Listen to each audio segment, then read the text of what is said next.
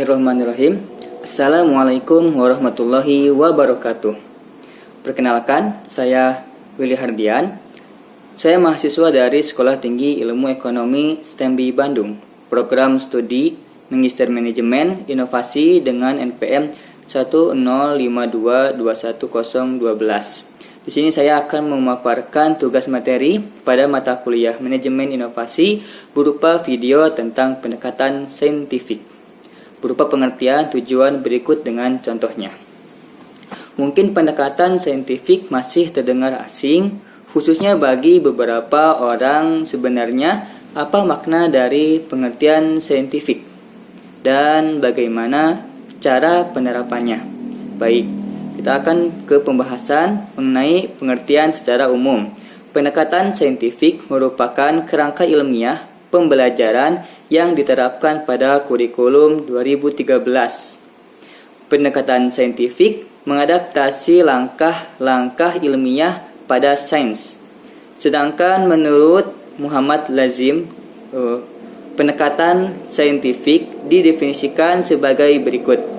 Pendekatan saintifik adalah proses pembelajaran yang dirancang sedemikian rupa agar peserta didik secara aktif mengonstruk konsep, hukum, atau prinsip melalui tahapan-tahapan mengamati untuk mengidentifikasi atau menemukan masalah, merumuskan masalah, mengajukan atau merumuskan hipotesis, mengumpulkan data dengan berbagai teknik, menganalisis data, menarik kesimpulan, dan mengomunikasikan konsep, hukum, atau prinsip yang ditemukan.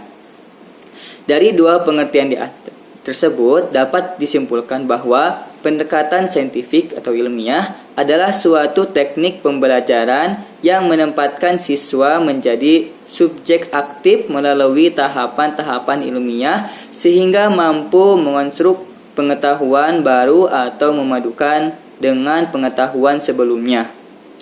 Pendekatan saintifik atau ilmiah terbukti lebih efektif dalam pembelajaran dibandingkan dengan pembelajaran tradisional.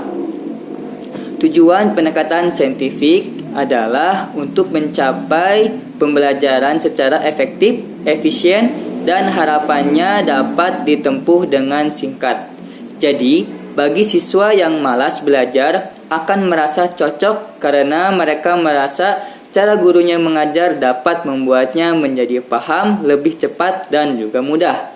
Itu tantangan terbesar setiap guru, mencerdaskan peserta didik dengan kemampuan di bawah peserta didik yang pandai ya. Manfaat pendekatan saintifik dari pengertian tersebut dapat ditarik beberapa manfaat. Ya, penerapan pendekatan saintifik yaitu yang pertama, lebih mudah diterima oleh mahasiswa atau anak ya, lebih bermakna bagi mahasiswa juga, lebih utuh diterima oleh mahasiswa, lebih melekat menjadi perilaku anak, untuk mengurangi verbalisme, menghindari guru untuk banyak menjelaskan secara lisan ya, lebih mudah diterapkan oleh anak lebih menghargai kemampuan yang diperolehnya, mahasiswa juga lebih percaya diri, mahasiswa juga lebih bangga terhadap kemampuan yang diperolehnya. Terakhir ya, kemampuan yang diperoleh lebih permanen juga.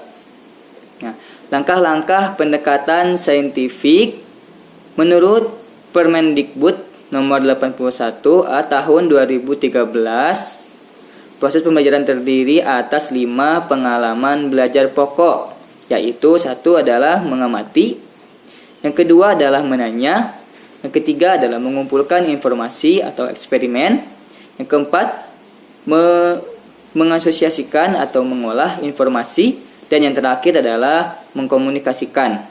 Nah, pertama adalah mengamati atau observasi. Mengamati merupakan metode yang mengutamakan kebermaknaan proses pembelajaran, meaningful learning. Kegiatan belajar yang dilakukan dalam proses mengamati adalah seperti membaca, mendengar, menyimak, melihat tanpa atau dengan alat ya. Kompetensi yang dikembangkan adalah melatih kesungguhan, ketelitian, dan juga mencari informasi. Yang kedua adalah menanya atau questioning. Menanya merupakan kegiatan pembelajaran yang dilakukan dengan cara mengajukan pertanyaan tentang informasi yang tidak dipahami dari apa yang diamati, atau pertanyaan untuk mendapatkan informasi tambahan tentang apa yang diamati. Dimulai dari pertanyaan faktual sampai ke pertanyaan yang bersifat hipotetik. Kompetensi yang dikembangkan adalah pengembangan kreativitas, rasa ingin tahu, kemampuan merumuskan pertanyaan untuk membentuk pikiran kritis yang perlu untuk hidup cerdas dan belajar sepanjang hayat. Yang ketiga adalah mengumpulkan informasi, atau juga kita dapat simpulkan juga dengan eksperimen. Mengumpulkan informasi. Eksperimen merupakan kegiatan pembelajaran yang berupa eksperimen, membaca sumber lain selain buku teks, atau mengamati objek seperti mengamati objek, kejadian, aktivitas, dan wawancara dengan narasumber. Kompetensi yang dikembangkan dalam proses mengumpulkan informasi atau eksperimen adalah dengan mengembangkan sikap teliti, jujur, sopan, menghargai pendapat orang lain, kemampuan berkomunikasi, menerapkan kemampuan mengumpulkan informasi melalui berbagai cara yang dipelajari, mengembangkan kebiasaan belajar dan belajar sepanjang hayat. Yang keempat adalah mengasosiasikan atau juga mengolah informasi. Mengasosiasikan atau mengolah informasi ini merupakan kegiatan pembelajaran yang berupa pengolahan informasi yang sudah dikumpulkan, baik terbatas dari hasil kegiatan mengumpulkan atau eksperimen maupun hasil dari kegiatan mengamati dan kegiatan mengumpulkan informasi.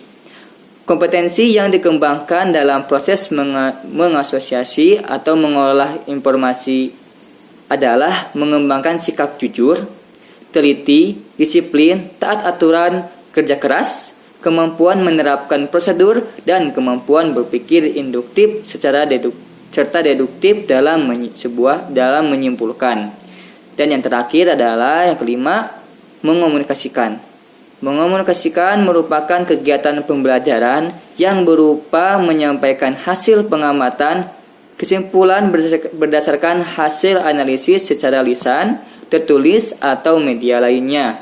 Kompetensi yang dikembangkan dalam tahapan mengomunikasikan adalah mengembangkan sikap jujur, teliti, toleransi, kemampuan berpikir sistematis, mengungkapkan pendapat dengan singkat dan jelas, dan mengembangkan kemampuan berbahasa yang baik dan benar.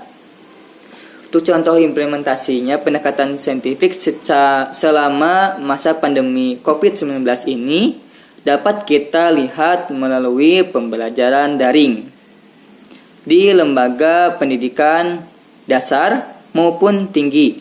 Contohnya kita dapat lihat pada Sekolah Tinggi Ilmu Ekonomi STEMBI dengan menggunakan aplikasi yang pertama adalah Google Classroom, dan sekarang sedang mengembangkan sekaligus menggunakan sistem LMS, yaitu Learning Management System.